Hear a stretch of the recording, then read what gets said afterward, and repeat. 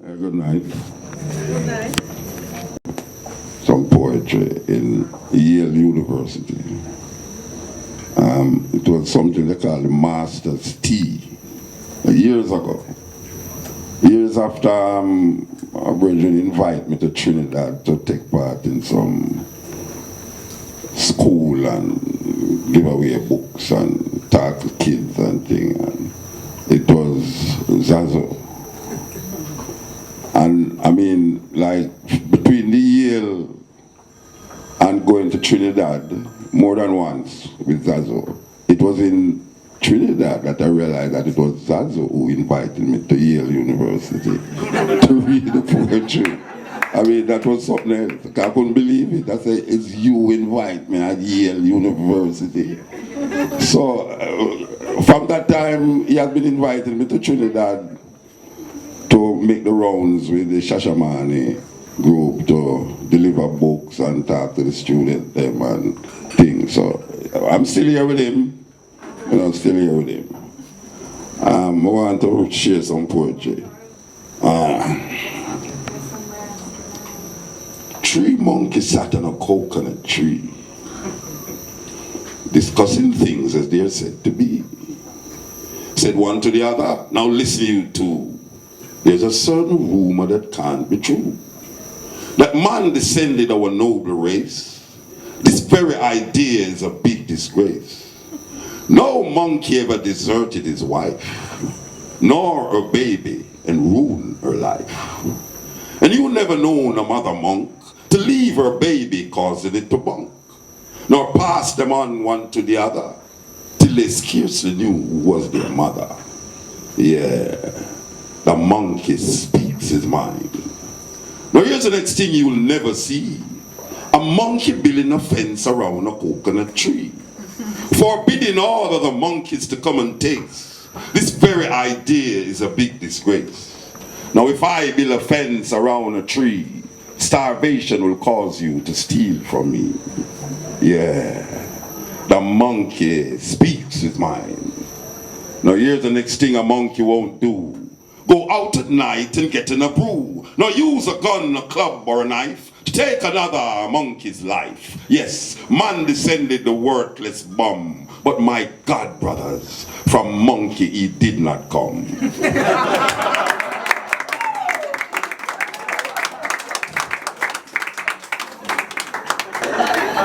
said, oh, this is serious. And I'm looking at it, and I'm talking to the lady and I said, it's 2 of you going barbecue.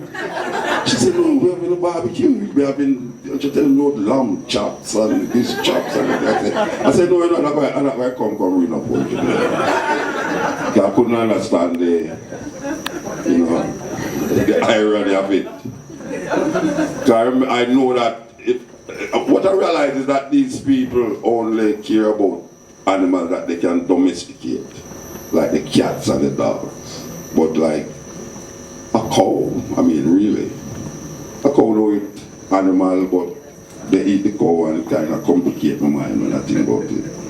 So I have something against the Jamaica Society for the Prevention of Cruelty to Animals. Now when I was a youth, we used to have a thing in cold supper shop. I don't know, maybe you're too young to know about cold supper shop. Maybe even Mr. Cooper too young to know about cold supper shop.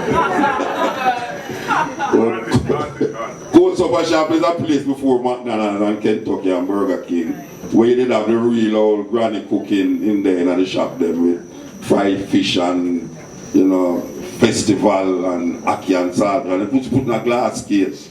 And if you like a party now and you come home late at night, you can go there and you get your ackee and callaloo and fried dumpling and fritters and things and put in a grease paper and you walk home and you eat your fried fish and you dumpling and things. Now them things they gone in the Burger King and things. No problem. It's just that the food where these people are selling kind of also complicate my mind. Remember the cold supper shop we used to stop at? We could have eat anything. It was like granny cooking. Canned dumpling and ackee, from big fat, matty, stew peas and rice. Used to really taste nice. Now an ice cream stand taking over the land. Junk food filling up the place. This is another disgrace. Junk food filling up the place. And now good food I go to waste. Strawberry ice cream, raspberry ice cream, them a berry way. You know say, ice cream, hot dog ice cream, living the American dream. Junk food filling up the place. You know that sweet will rot your teeth, but it's only ice cream we all get for eat. Jokes on the corner taking the scene, puffing up your belly with ice cream. The scene get mean, run your must, but your belly might bust. Gunshot clap, one of your friend drop. Flex out time, leaving your ice cream behind. Junk food filling up the place. This is another disgrace. Junk food filling up the place. And no good food I go to waste. Follow fashion is the order of the day. Can't get no food, that is what them say. Miss Matty shop, have to move. Granny cooking, out of groove. The disc jockey say, announcing the opening of an ice cream stand in the parish of St. Anne. Next month is Westmoreland and another one in Clarendon. Watch out Portland. Strawberry ice cream, raspberry ice cream. Them a berry way, you know see.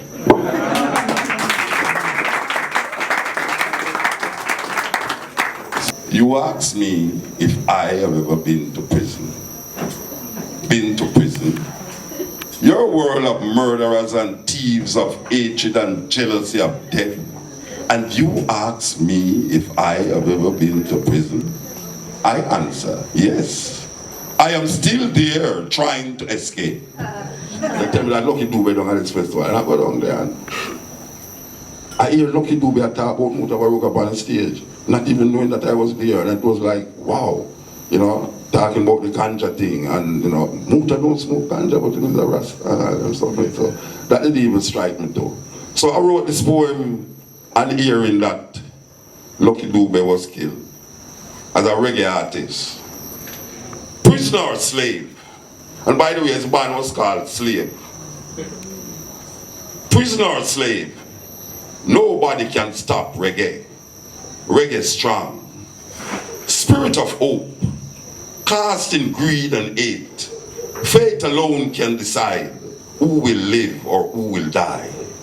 Caught in tides of hate, singing songs of joy, reggae songs, songs of joy, songs of resistance. Am I a slave, prisoner or slave? The world here, the cry is heard from Jamaica to Johannesburg. I remember I'm a prisoner. We're all prisoners of the system, of politicians and preachers, of little boys in the streets with guns. So who can say they are lucky to go beyond what is their fate? Who can go beyond and sing, shout aloud in songs and poems about the freedom of a people, wanting, hoping to be free? Lucky are we to have had lucky. The bullets echo, but the ballads echo more, reaching further than any bullets can, piercing the hearts of many who seek freedom. We are lucky. Nobody can stop reggae. Reggae strong. Spirit of hope. So we are lucky.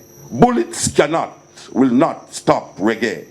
Lucky are we to fall then rise, lifting up the world, shouting, chanting, singing songs of freedom for those yet to be born in this world of bullets and little boys and streets filled with hate and greed. Streets of gold and lead, blood red, thick blood, like morning mist. It stops us from seeing what lies ahead. But this music, this reggae music, brings a wind that blows away the misty morning, moving the shackles from these prisoners, these slaves, waiting on the right time, when these little boys with bullets of hate will listen to the sound of hope and become lucky. And no more will they be prisoners or slaves. So the chant is out, lucky are we. Nobody can stop reggae. Reggae strong. You know, for real, I got school to learn Jack and Jim and top the land. I've tried to figure out why the hell I'm going to go to the all the way. So I started to lament over the nursery rhyme. This poem was written when I was in school. First time Jack and Jill used to run up the hill every day. Now them get pipe and water rate increase. Every day them would have reincarnate Humpty Dumpty if you fall off the wall.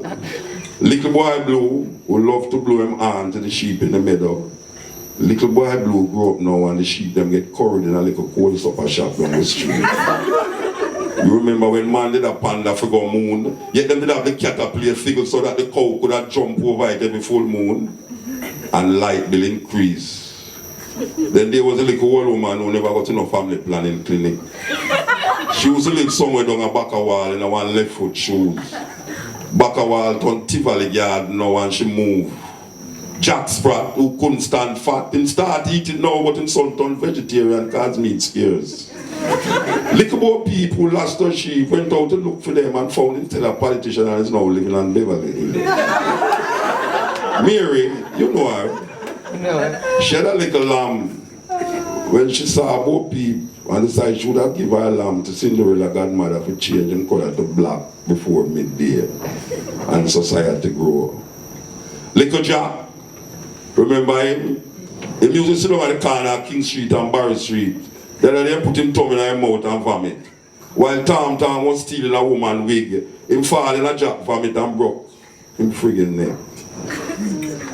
Tom father turned pipe and all and stopped blow to rats because no rat never follow him down the river.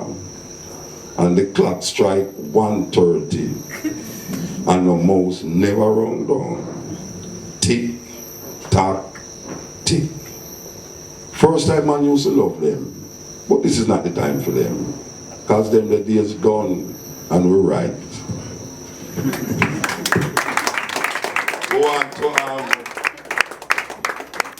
We say, shall speak of the wretched sea that washed ships to these shores, of mothers crying for their young swallowed up by the sea. This poem shall say nothing new. This poem shall speak of time, time unlimited, time undefined. This poem shall call names, names like Lumumba, Kenyatta, Nkrumah, Hannibal, Akhenaton, Malcolm, Garvey, Haile Selassie. This poem is vexed about apartheid, racism, fascism, the Ku Klux Klan, riots in Brixton, Atlanta, Jim Jones. This poem is revolting against first world, second world, third world, division, man-made decision. This poem is like all the rest. This poem will not be amongst great literary works, will not be recited by poetry enthusiasts. It will not be quoted by politicians nor men of religion. This poem is knives, bombs, guns, blood, fire, blazing for freedom. Yes, this poem is a drum, a shanty, mama, Igbo, Yoruba, Nyabingi warriors, Yohuru, Uhuru Namibia, Uhuru Soweto, Uhuru Africa. This poem will not change things. This poem needs to be changed. This poem is a rebirth of a people, arising, awakening, understanding. This poem speak, is speaking, have spoken. This poem shall continue even when poets have stopped writing. This poem shall survive, you, me. It shall linger in history, in your mind, in time, forever. This poem is time, only time will tell. This poem is still not written. This poem has no poet. This poem is just a part of the story. His story, her story, our story. The story is still untold. This poem is now ringing, talking, irritating, making you want to stop it. But this poem will not stop. This poem is long, cannot be short. This poem cannot be tamed, cannot be blamed. The story is still not told about this poem. This poem is old, new. This poem was copied from the Bible, your prayer book, Playboy magazines, the New York Times, Reader's Digest, the CIA files, the KGB files. This poem is no secret. This poem shall be called boring, stupid, senseless. This poem is watching you trying to make sense from this poem. This poem is messing up your brains, making you want to stop listening to this poem. But you shall not stop listening to this poem. You need to know what will be said next in this poem. This poem shall disappoint you because this poem is to be continued in your mind, in your mind, in your mind.